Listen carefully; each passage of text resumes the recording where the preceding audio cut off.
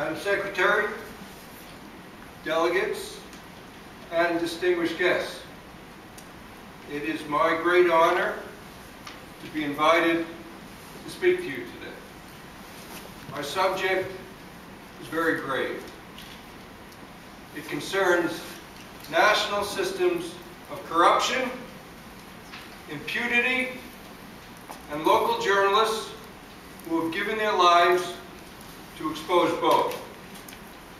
2009 was among the most deadly on record for local journalists around the world.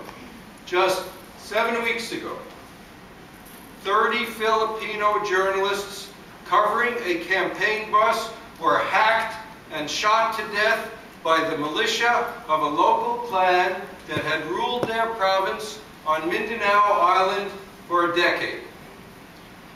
The corruption and impunity that led to this carnage mirrors what led to the murders of 70 other journalists in a dozen other countries last year. The clan that perpetrated the murders on Mindanao was a close ally of the Philippine president's ruling party.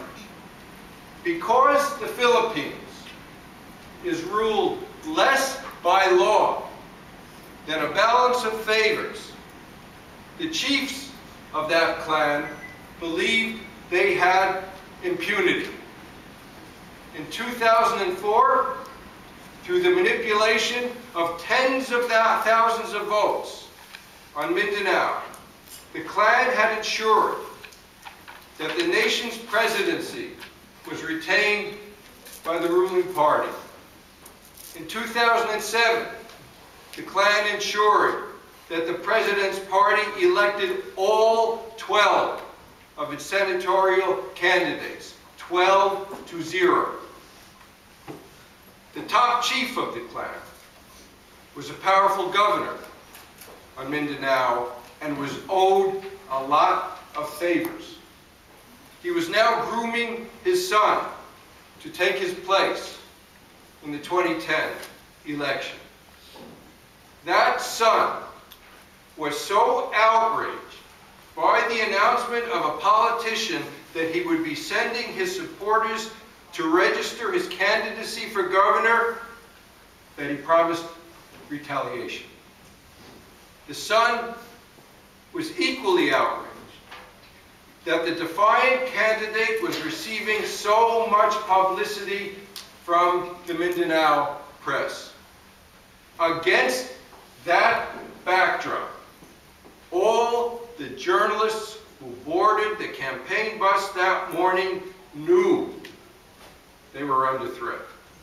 They knew that over 24 journalists had been murdered on Mindanao in the last 2 decades, most for exposing the systemic corruption on their island and in their nation.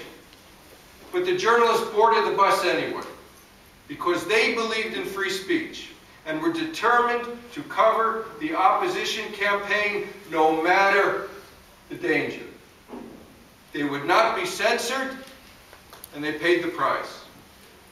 Today, the governor, his son, and many of their militia have been charged in connection with this atrocity. But most press freedom groups are not confident that justice will be done. The total number of Filipino journalists killed on the job since the press became free in 1986 now stands at 109.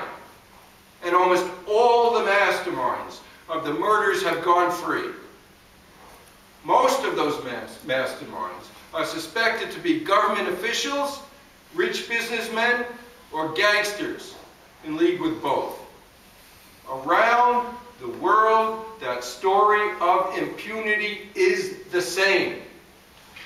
Now, a lot of people think most journalists who die for a story are incredibly brave Western war correspondents. Some are. A very brave Calgary Herald reporter named Michel Lang was killed last week by a roadside bomb in Afghanistan.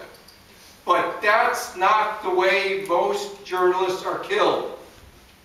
3/4 of the 800 journalists who've died on the job since 1992 were hunted down and murdered in their own lands. 9 out of 10 journalists killed on the job for all reasons have been local reporters, not foreign correspondents. Nearly all the masterminds of journalist murders, 95%, have escaped punishment. These statistics of murder and impunity mark a failure of the promise made in the preamble of the United Nations Declaration of Human Rights. The second sentence of that document states, "Human beings shall enjoy freedom of speech and belief and freedom from fear." Throughout the world, the protectors of that promise are local journalists. They are the ubiquitous daily practitioners of free speech, and through their reporting, they defend the speech, beliefs, and the safety of others.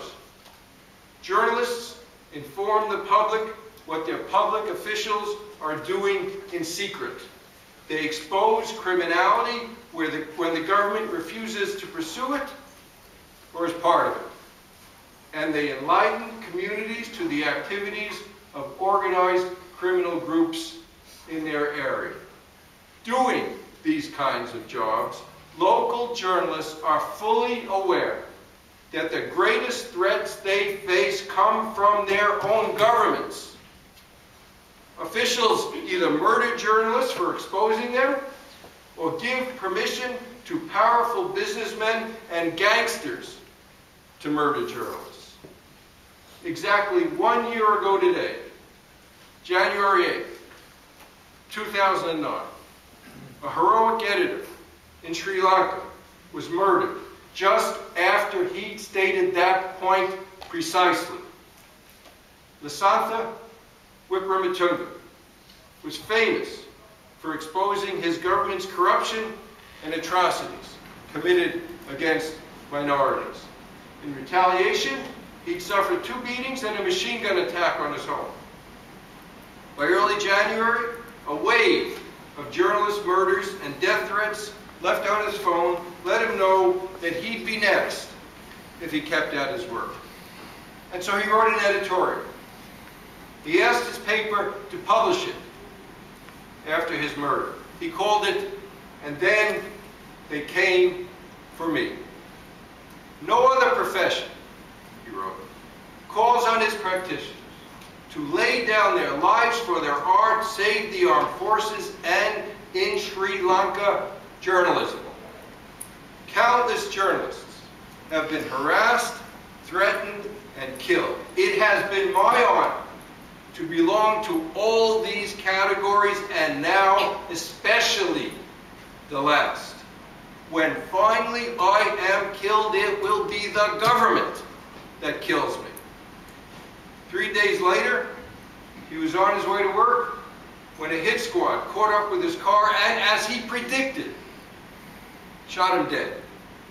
This was no roadside bomb in a war zone. He was premeditatively assassinated, and he knew he would be killed beforehand. He also knew by whom. 4.5 years ago, I embarked on a book about murdered journalists who were very much like Wickrematunge. On the opening page, there's an epigraph from Václav Havel. "I am not interested in why man commits evil. I want to know why he does good." After covering organized crime